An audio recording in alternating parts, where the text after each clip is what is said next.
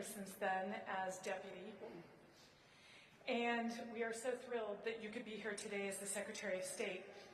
On February 1st, I met with Secretary Blinken and asked him if he would please come to Algeria. And when this opportunity came up, less than 2 months later, I was thrilled because, of course, it continues, his visit drives forward our policy objectives of working with Algeria on regional stability, economic cooperation, and all of our cultural activities, including and especially English language learning.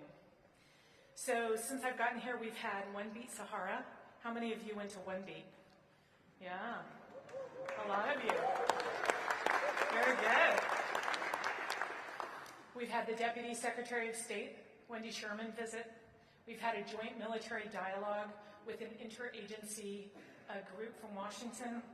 And now you, the absolute kind of cherry on the ice cream sundae.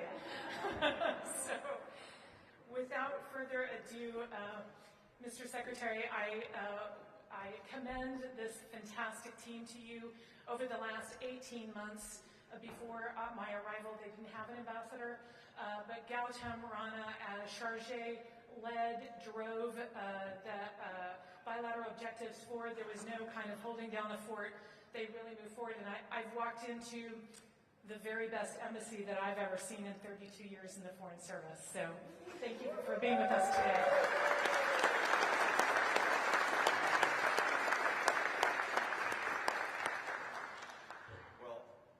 First of all, this is the best first row I've ever had at an embassy event anywhere, so thank you guys for being here. Actually, I'd really like, maybe I could sit down there and we can just talk. We'll do that afterward. Elizabeth, it is so wonderful to have you here and to be able to see you early in your tenure, but we're grateful for your leadership, and it's such a critical time. So thank you. And Gautam, thank you for your extraordinary leadership during the 19 or so months you were leading the mission. We're grateful for that. And each and every one of you, thank you, thank you, thank you. A few things I want to say before we get to a couple of questions. You're at the heart of a place in the world that is vital to our interests, the Middle East and North Africa. And we have in Algeria a partner on so many different security issues, a growing partner, I think, on economic issues as well, where there's tremendous opportunity, which I'll come to in a minute. And you are the ones who are making that work, growing that, building that every single day. And I'm grateful for that. As the ambassador said, we've had a lot of visits here. I know that puts a little bit of a strain on the embassy. I also know that in 2-3 hours, you'll be having Wheels Up party. So there's at least that to look forward to. But I had a very long and good report from Wendy Sherman when she came back to hear about her visit. I'm glad I was able to follow up and pursue some of the things that she and the team have been working on. But we've had the fifth strategic dialogue. That is terrific and a strong foundation for the work we're doing together. We have the military dialogue as well. And to the ambassador's point, a whole number of practical deliverables that will strengthen the relationship and strengthen us going forward. I am especially excited about the English language program. I think, as I've seen around the world, this is one of the single best things that we export, and there's a real thirst and demand for it. So I really appreciate that. And having Algerian government leaders take part in that, I think, is really a wonderful thing. A new research collaboration between the Ministry of Higher Education, the University of Notre Dame, connecting our people at all different levels, not only business to business, but university to university, student to student, and traveler to traveler, as hopefully that picks up with COVID. And then there are these growing cultural ties. I am incredibly upset that I missed out on the One Beat Sahara Music Festival. So, as I understand it, there were 23 musicians across 7 Saharan nations, plus the United States. Everything from experimental hip-hop to Nawa to jazz to electronic. So if that happens again, please let me know in advance. And let me simply say a special thanks to all of you who worked on it, the folks in public affairs. Adam Siegelman, is he here somewhere? All right.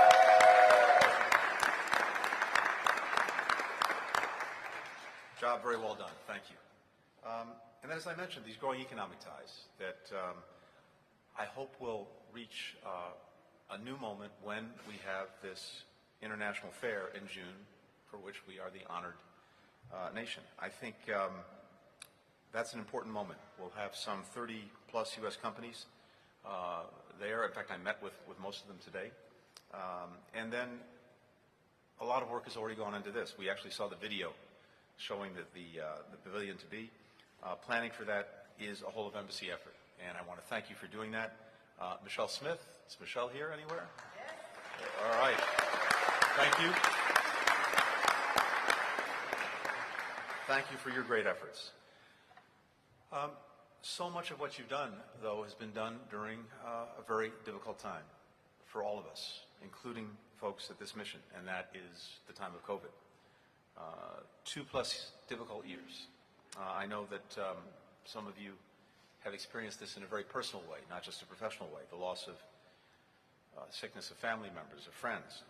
One staff member lost here, Hassan Barish, and I understand that there's a fountain that was named in his honor. But I know how deeply felt this is. But I really want to say to you as well, thank you for looking out for each other. Thank you for having each other's backs during this difficult time. So many different parts of this embassy came together to do what was necessary. The health unit in particular, keeping people safe. Thank you, thank you, thank you. Human resources, keeping people updated. The community liaison office, and is Ikram McCriffy here anywhere? Right there. Thank you. Well done.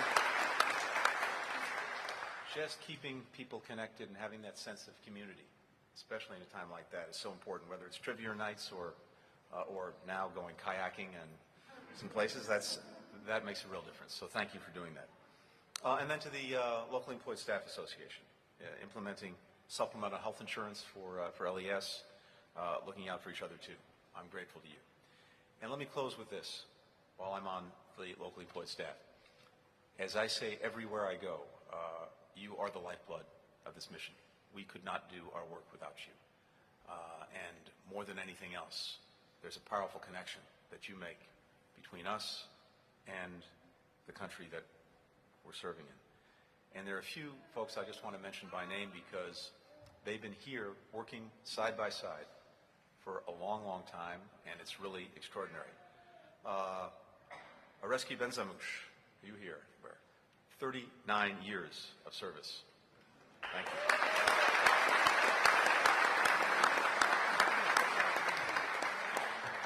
Nabila Halas, 38 years of service.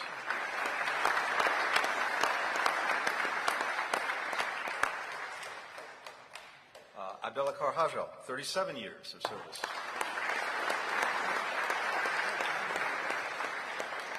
Abdel Karim Zousa, 37 years of service as well. So, to each of you, thank you. And to every member of the locally employed staff team, thank you for what you're doing to bring us closer together, to bring our countries closer together, to help us do the vital work of this mission.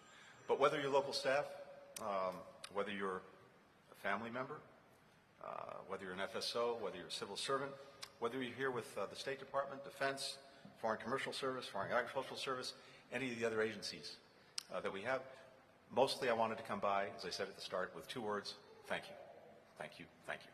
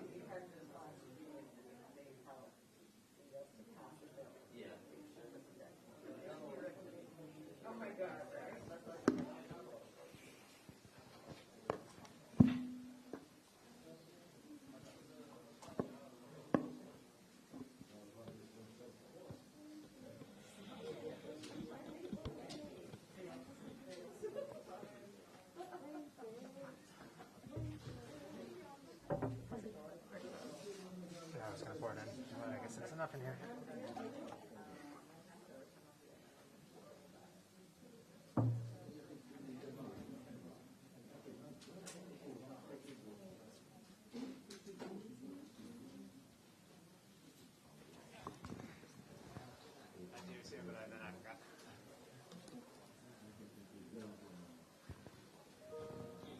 Testing, testing. Testing, testing.